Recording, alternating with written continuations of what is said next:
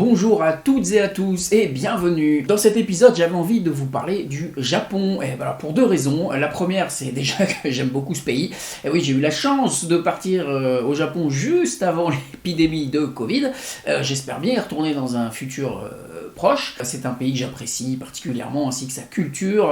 Et la deuxième chose aussi, c'est que même si le Japon n'est pas le pays qui vient immédiatement à l'esprit quand on parle de musique électronique, de techno ou de house, eh bien il a quand même très fortement participé à cette culture et à la fabrication de cette culture, avec quelques artistes emblématiques et pionniers d'ailleurs dans le genre, et pour d'autres raisons aussi.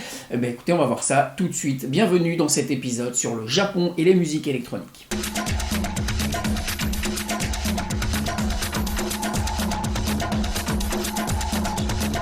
Alors d'abord un petit point culturel, saviez-vous qu'au Japon, jusqu'à très récemment, il était interdit de danser dans les bars et dans les clubs? Oui, effectivement. Eh bien oui, il y avait une loi qui était en vigueur et qui datait de la fin de la Deuxième Guerre mondiale, à la fin des années 40, une loi qui a été votée pour empêcher les gens de danser après minuit dans les bars et dans les clubs. On est dans un pays qui est ravagé économiquement, et ce sont souvent des lieux de débauche et des lieux de prostitution. Et bien donc le gouvernement japonais avait fait passer cette loi, et d'ailleurs vous aviez régulièrement des panonceaux à l'entrée de clubs ou de bars qui indiquaient bien qu'il était strictement interdit de danser dans le club à partir de minuit. Et oui, c'est très étrange.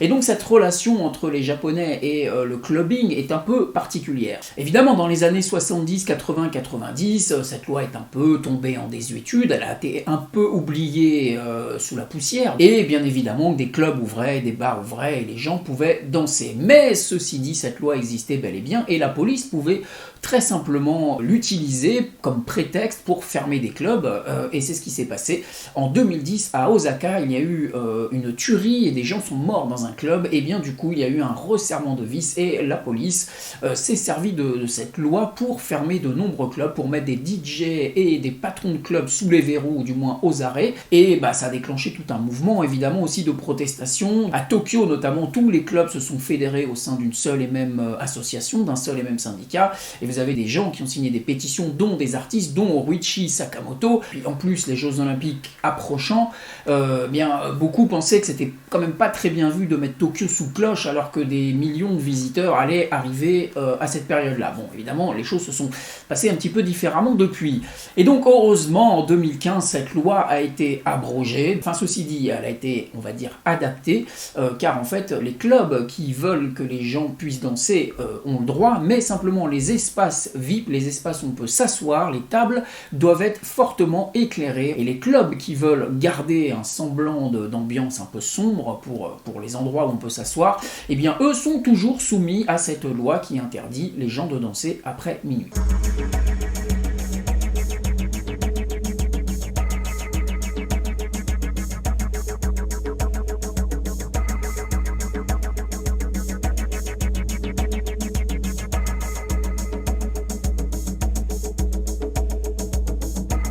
Et donc, bien que le Japon soit à la pointe dans l'électronique d'une manière générale, et bien dans le domaine des musiques électroniques, par contre, c'est pas le pays qui sort en tête immédiatement.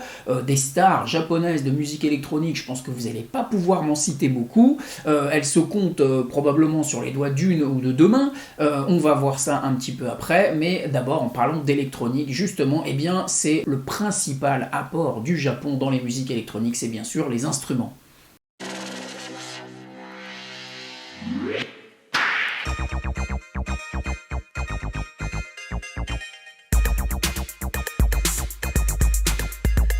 Roland, cette marque créée au Japon, à Osaka, dans les années 1970 par Ikutaro Kakehashi, cette marque est emblématique bien entendu par plusieurs de ses machines, mais notamment par deux machines. C'est d'abord la TR-808. La TR-808, c'est une boîte à rythme, tout simplement, lancée en 1980, qui est censée reproduire des rythmes, et grâce à ce petit boîtier, vous êtes censé pouvoir faire de la rythmique et vous passer d'une batterie. Cette machine sera un échec commercial, elle ne sera vendue que pendant 3 ans, parce que elle reproduit quand même très mal le son d'une batterie, mais ceci dit, elle sera prise d'assaut par les pionniers de la house et de la techno qui vont voir là une machine pas chère au rabais pour pouvoir tout simplement faire de la rythmique. Et les sons de la TR-808 et de sa petite sœur, sa grande sœur plutôt, la TR-909, eh bien sont typiques, emblématiques de toute production de house ou de techno et même de production de pop. Il y a eu pas mal de disques de pop, de funk dans les années 80 et même encore aujourd'hui qui utilisent ce son typique, cette cowbell, ce kick, ce clap de la TR-808.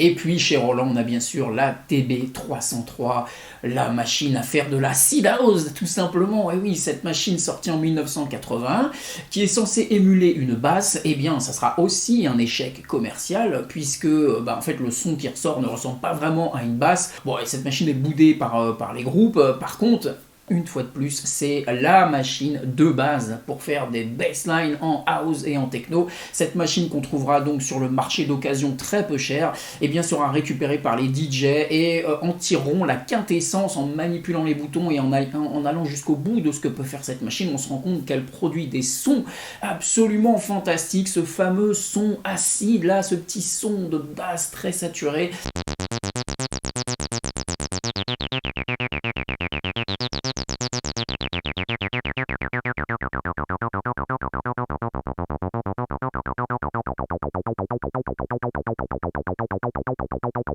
Eh bien écoutez, ça a donné naissance tout simplement à la TB303, à la house et à l'acid house, rien que ça.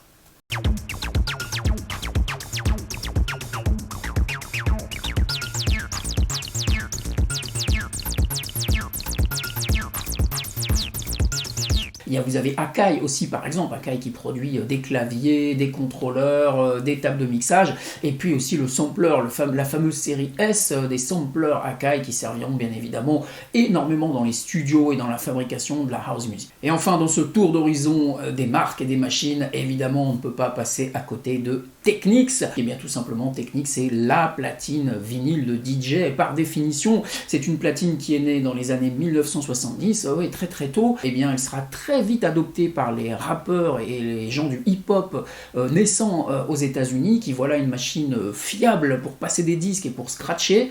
En fait, cette platine, pourquoi elle est réputée? Eh bien tout simplement parce qu'elle est solide, elle est fiable avec son moteur à entraînement direct. Et puis vous avez aussi le contrôle de la vitesse du disque, essentiel pour mixer, et ce contrôle qui était extrêmement précis sur les platines Technics, qui étaient hyper fiables. Des platines Technics, j'en ai une ici, je peux vous dire qu'elle a 20 ans celle-là, et bien elle n'a pas bougé, c'est toujours la même, elle est toujours aussi efficace. C'est pour ça que ce sont les platines que vous allez trouver dans les clubs du monde entier, et tous les DJ travailleront sur Technics.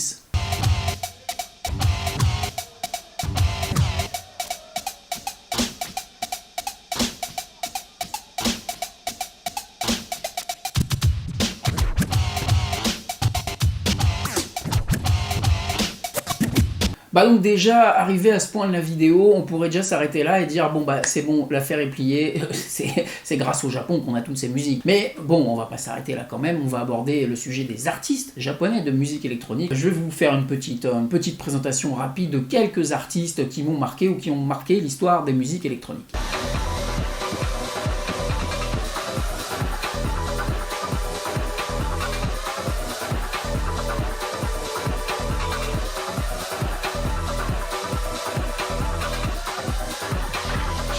Ken Ishii, un DJ de Sapporo, qui est l'un des premiers DJ japonais à signer sur des labels internationaux, et pas des moindres. Il a signé sur le label Plus 8, et il a aussi sorti des albums sur le mythique label RNS belge. Il composera aussi la musique d'ouverture des Jeux Olympiques de Nagano en 1998 peut-être, je ne sais plus, et il composera aussi pas mal de musique de jeux vidéo comme Luminiz ou Rez par exemple sur PlayStation. Bien évidemment sur PlayStation, on est au Japon. Autre artiste techno réputé, Takyu Ishino.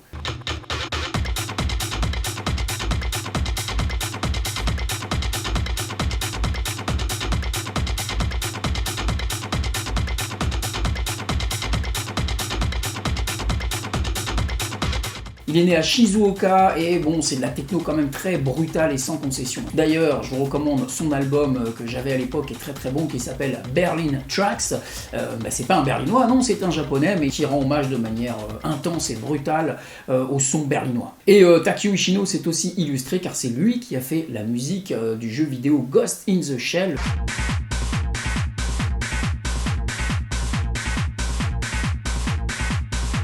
Et je vous recommande d'ailleurs la compilation qui était sortie à cette occasion, Ghost in the Shell, avec donc la musique de Takio Ishino, mais aussi une flopée d'artistes comme CJ Bolland, comme Westbam. Voilà, vous avez alors là cette compile, c'est une double compile de remix liée au jeu Ghost in the Shell.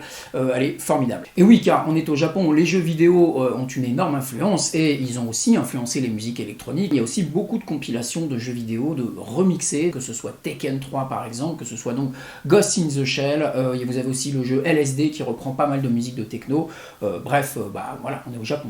Dans le milieu de la house, je vous ai choisi deux illustres représentants de la communauté japonaise. D'abord Shinichi Ozawa. Shinichi Ozawa s'est d'abord fait connaître en faisant de la musique plutôt acid jazz et de la house très léchée sous le pseudo de Mondo Grosso, avec énormément de maxi et d'albums à son actif. Aimlessly, she meanders, taking shelter from the rain that pours into a high-end store, which at first she ignores before she recognizes the shapes, colors and sizes of stones. Une house très belle, très jolie, et limite de l'acid jazz et du trip-hop, même à ses débuts d'ailleurs. Et puis sous son pseudo Shinichi Ozawa, il basculera dans l'électro dans le milieu des années 2000. Il sortira d'ailleurs sa propre version du Star Guitar des Chemical Brothers, qui est plutôt pas mal.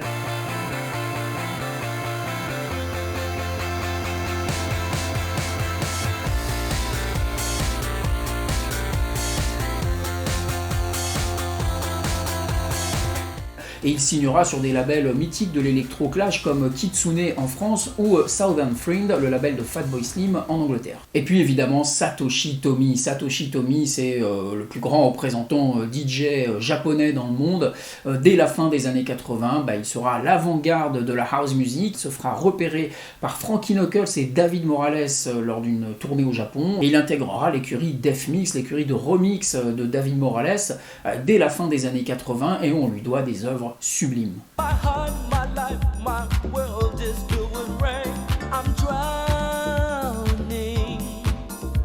Tears avec Robert Owens au chant, c'est un magnifique morceau. Satoshi Tomi dans les années 90 a du coup dans cette écurie beaucoup remixé. Il travaillera avec Ryuichi Sakamoto, on en reparlera encore après, mais aussi il remixera David Bowie, U2 et bien évidemment parmi ses plus remixes les plus connus, vous avez ces remixes de Mariah Carey.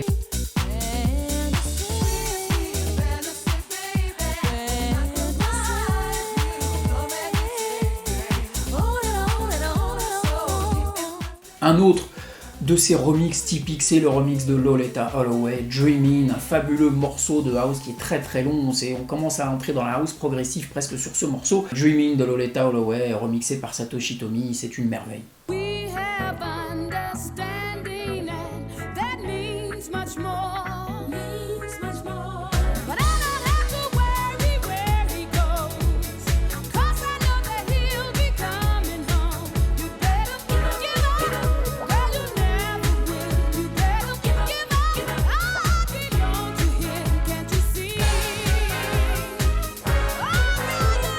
Mais outre la techno et la house, eh bien les Japonais s'illustrent aussi dans beaucoup de sons différents. Les Japonais sont très influencés par le hip-hop américain dans les années 80. Et deux artistes vont sortir un peu du lot. D'abord c'est DJ Crush.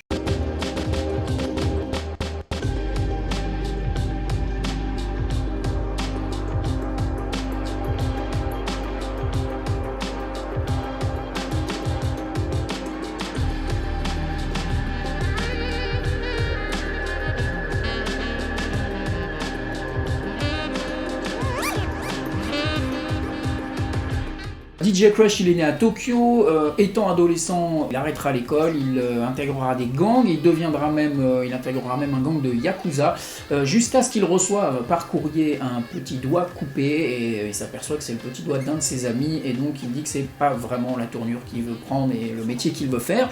Bien lui en a pris, puisqu'il s'est décidé de devenir DJ. Il développera une musique beaucoup plus trip-hop, acid jazz, un peu à la cold cut en Angleterre. Et enfin Towa Tei, un DJ de Yokohama. Son nom vous dit peut-être rien, mais évidemment son groupe il est très connu.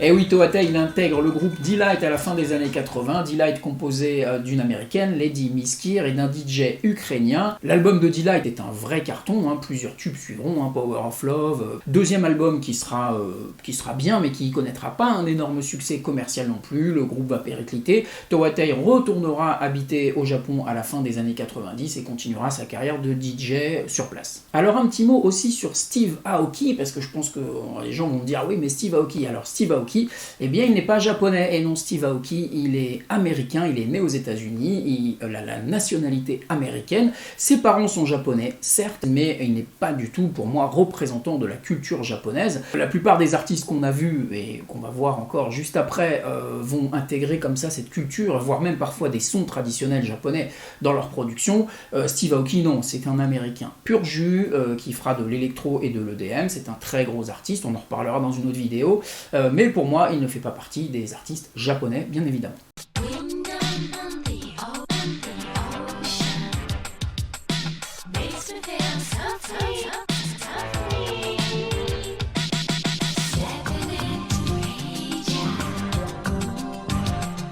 Enfin, on va terminer par Ryuichi Sakamoto. Lui, c'est le plus beau, le plus grand de tous les héros. C'est l'équivalent d'un Jean-Michel Jarre ou d'un Kraftwerk. Il est à la base de la musique électronique au Japon. Ryuichi Sakamoto, il est né en 1952 à Tokyo. Il aura à la fois une carrière solo très respectée, mais il fera aussi partie d'un groupe. C'est lui qui fondera le groupe Yellow Magic Orchestra, le fameux groupe de musique électronique japonaise. Et l'idée, en fait, est de faire un groupe qui parle au public occidental. Et pour cela, qu'est-ce qu'on fait ? On fait de la musique électronique, c'est-à-dire qu'on va faire de la musique sans parole.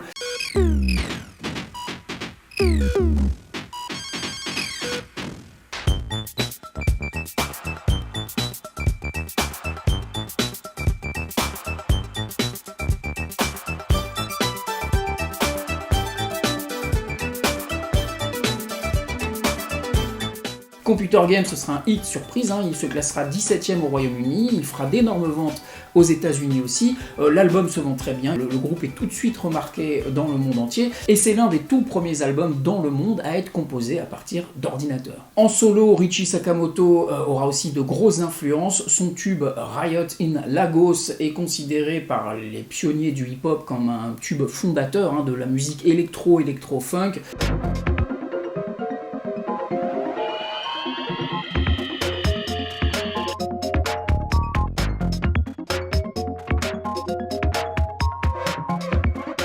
Ce sera un producteur respecté, il continuera à faire des albums, ce sera même un acteur, puisqu'il jouera dans le film Furio, cette bromance à 4 avec David Bowie. Il signera d'ailleurs aussi la bande originale du film. C'est lui qui signera aussi la musique des Jeux Olympiques de Barcelone en 1992. Oui, me demandez pas pourquoi c'est lui, ils auraient pu prendre un artiste espagnol, mais ils ont pris un artiste japonais. L'influence de Yellow Magic Orchestra sur le monde de la musique électronique, et même au Japon, est absolument énorme. Que ce soit dans l'électro, que ce soit dans le hip-hop, que ce soit dans la pop japonaise, ils vont vraiment marquer leur époque et influencer des tonnes d'artistes par la suite. C'est le cas de Menchonix par exemple, c'est le cas de Thomas Dolby dans la New Wave, c'est le cas d'Africa Bambaataa aussi, qui il a aussi samplé Kraftwerk, mais il a aussi samplé Ryuichi Sakamoto dans ses mix et dans ses albums. Par exemple, c'est l'un des tout premiers groupes à faire une chanson pop chantée avec un vocodeur, par exemple. C'est l'un des premiers groupes à incorporer les boîtes à rythme de Roland, la TR-808 par exemple.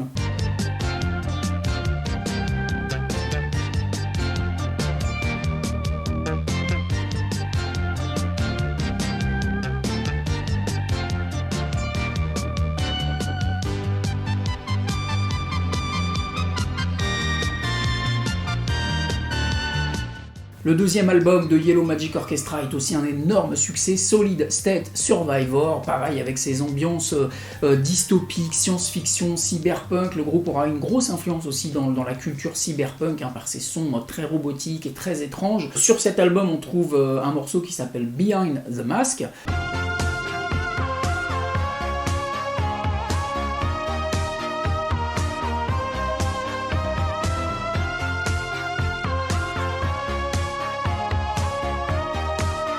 Pour vous citer l'influence du groupe quand même, dont on ne se rend pas forcément compte, eh bien cette chanson a failli intégrer l'album Thriller de Michael Jackson en 1983. Michael Jackson en a fait un cover de cette chanson, où il a rajouté des paroles en fait par-dessus, mais la chanson n'a pas été intégrée à l'album Thriller, pour des raisons de droit. Alors Ryuichi Sakamoto était d'accord pour cette reprise, mais au niveau du management et des labels de musique, ça s'est pas passé comme prévu. Mais cette chanson, vous la retrouvez sur l'album posthume de Michael Jackson, puisqu'elle y figure, Behind the Mask, par Michael Jackson.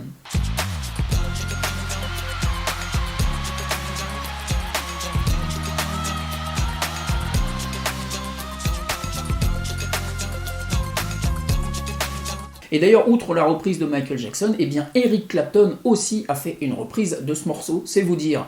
Solid State Survivor, ce deuxième album, s'est vendu à 2 millions d'exemplaires dans le monde entier. Au Japon, c'est un phénomène. Yellow Magic Orchestra, c'est un phénomène au début des années 80. C'est eux qui ont influencé toute la pop japonaise des années 80, ce que les Japonais appellent la technopop, c'est l'équivalent de notre synth-pop à nous, de notre new wave, de notre synth-pop. Tous se revendiquent et pompent le son de Yellow Magic Orchestra. Et d'ailleurs, le troisième album, X Multiplies, qui sortira l'année d'après, en 1981, et ils ont un record à leur actif au Japon, et oui, qui n'a jamais été égalé. Ils sont restés 7 semaines consécutives numéro 1 des ventes, numéro 1 et numéro 2 des ventes. Leurs deux albums étaient en tête des ventes pendant 7 semaines consécutives.